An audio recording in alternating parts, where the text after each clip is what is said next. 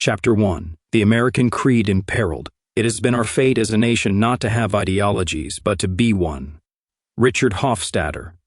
America's founding ideals, America's soul, used to be called the American Creed.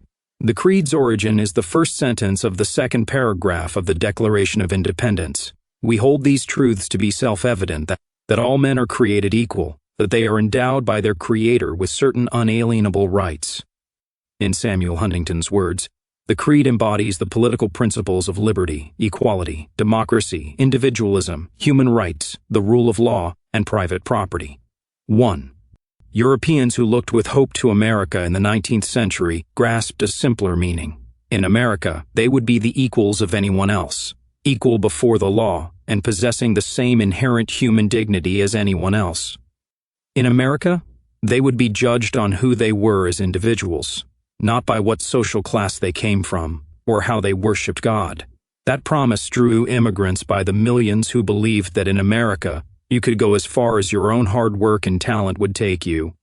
Our history is riddled with failures to achieve our ideal, starting with the Declaration's failure to condemn slavery, but the American creed itself has always been powerful. Over the course of the 19th century, both the abolitionist and the feminist movements drew their moral authority and their ultimate successes from appeals to live up to the American creed.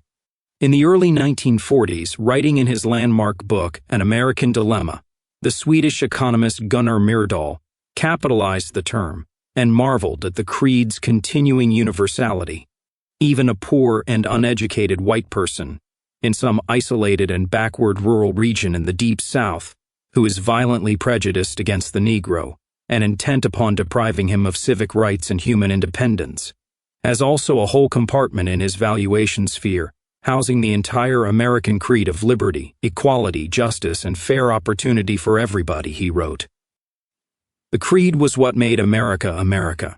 Myrdal was writing a decade before the civil rights movement gained momentum in the mid-1950s, the most dramatic single moment of that crusade, Martin Luther King's I Have a Dream speech on the Washington Mall on August 28, 1963, evoked the American creed from start to finish. In a sense, we've come to our nation's capital to cash a check, King said near the opening. When the architects of our republic wrote the magnificent words of the Constitution and the Declaration of Independence, they were signing a promissory note to which every American was to fall heir.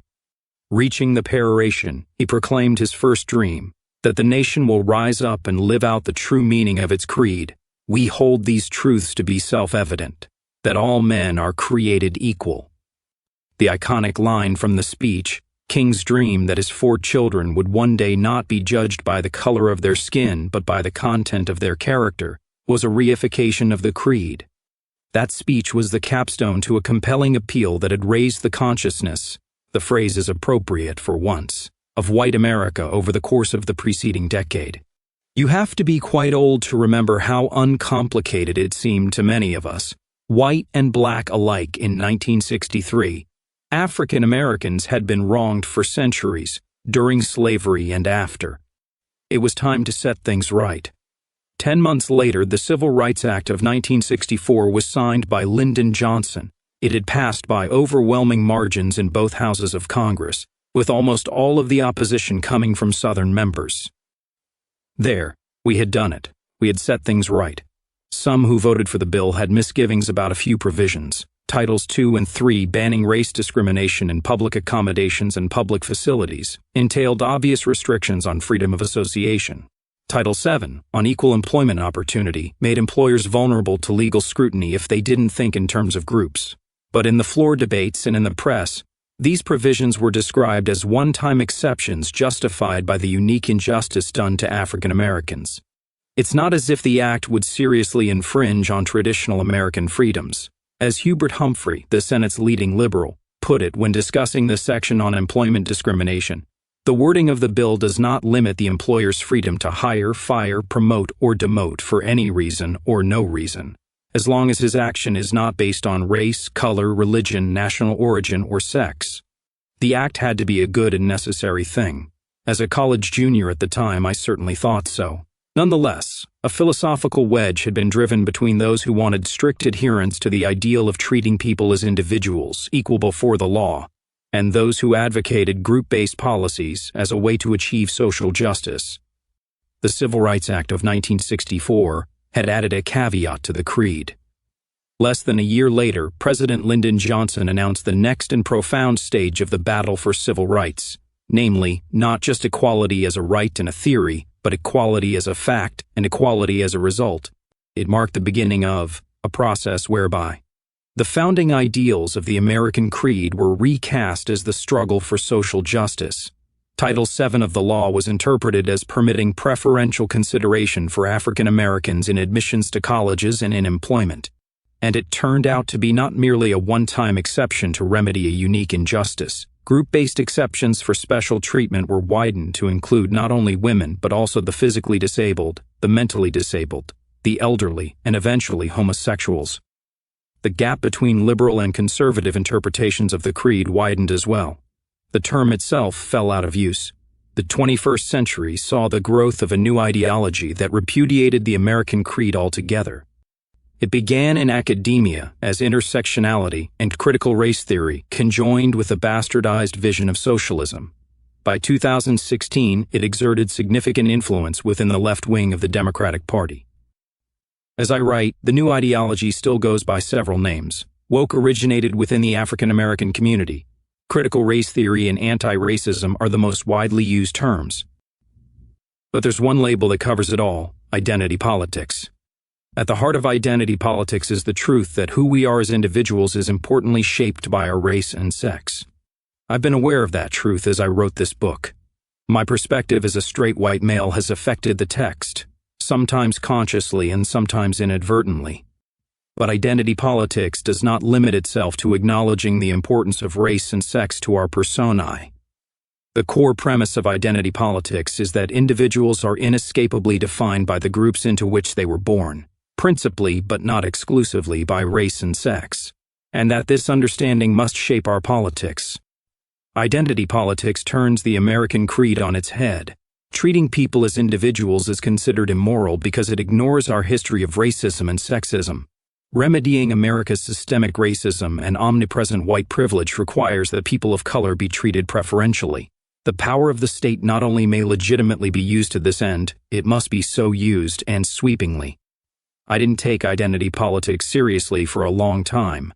I thought that the Academy was once again indulging its fondness for recreational radicalism. Surely no one outside academia except the extreme left would pay much attention. I was wrong. I had underestimated the extent to which today's academia and today's elite media share the same worldview. I had underestimated the intolerance of dissent that went with the movement, and how effectively that intolerance could stifle opposition from moderate liberals. In 2019, the campaign season for the Democratic presidential nomination began. By the end of the year, it was clear that identity politics had become the consensus ideology of the left wing of the Democratic Party, not just the most extreme elements. Some of the Democratic candidates openly embraced identity politics. Others were more moderate and probably harbored reservations. But no major candidate for the nomination challenged identity politics aggressively. When the protests and riots over the death of George Floyd erupted in the summer of 2020, identity politics demonstrated how far it had spread and how much influence it wielded not only over the Democratic Party and academia, but over corporate America too, as famous companies scrambled to condemn their own white privilege and promise to make amends.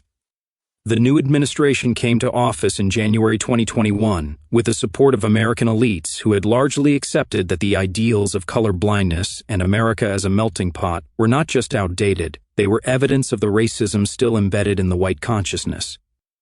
Within a week of his inauguration, President Biden signed 4 executive orders intended to promote racial equity, promising that we're going to make strides to end systemic racism. And every branch of the White House and the federal government will be part of that. His appointments to sub-cabinet posts and regulatory agencies are consistent with that rhetoric. In some ways, there's nothing new here. The Biden administration is acting on an assumption that has been incorporated into law for more than 50 years. It is appropriate for the government to play racial favorites, to dispense favors and penalties according to the group to which individuals belong.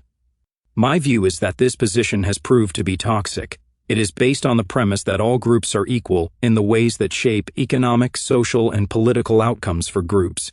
and that therefore all differences in group outcomes are artificial and indefensible.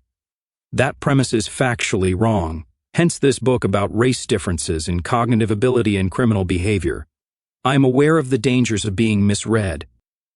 I am not talking about racial superiority or inferiority, but about differences in group averages and overlapping distributions.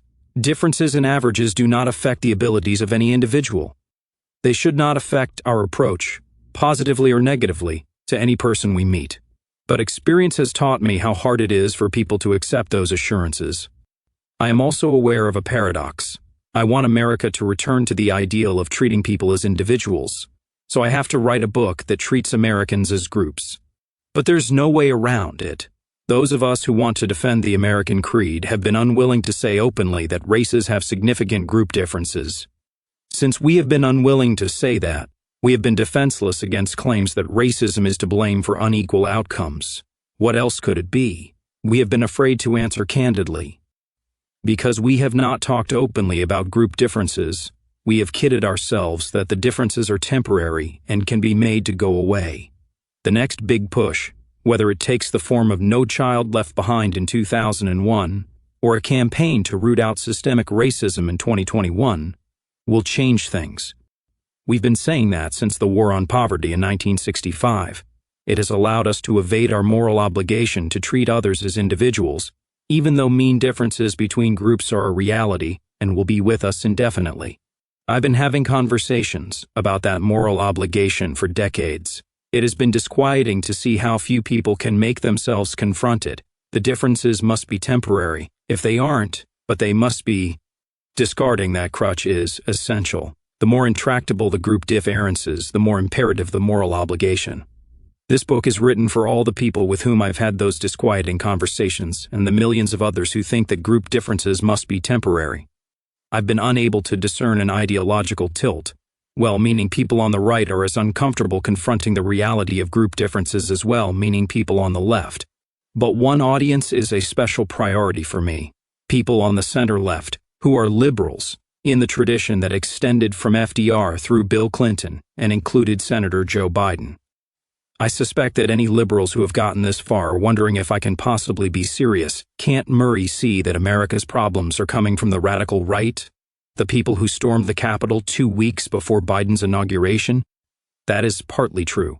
What's happening on the right is half of the national crisis that threatens America's soul, but the other half is what's happening with identity politics on the left. If you are on the center left, the material in this book is unlikely to be treated accurately in the newspapers you read, the blogs you follow, your social media feeds, or the news that you watch or listen to. Be assured that nothing in this book will challenge your political principles with which I disagree. There's nothing here promoting my libertarian views on freedom or small government. I continue to hold those views, but in this book I argue from a center-right position, aiming to make common cause with people of other political persuasions and restoring an element of the American creed on which we agree. For whatever has happened with the progressive left, the importance of equality before the law and of treating people as individuals has historically been at the core of American liberal principles, just as it has been at the core of American conservative principles, no matter what has happened with the Trumpian right. As for the realities I described, there's no way to sugarcoat them, and I decided not to try. But having described the realities we must face, I can try to convey the peril we are in if we ignore them. That is the subject of the conclusion.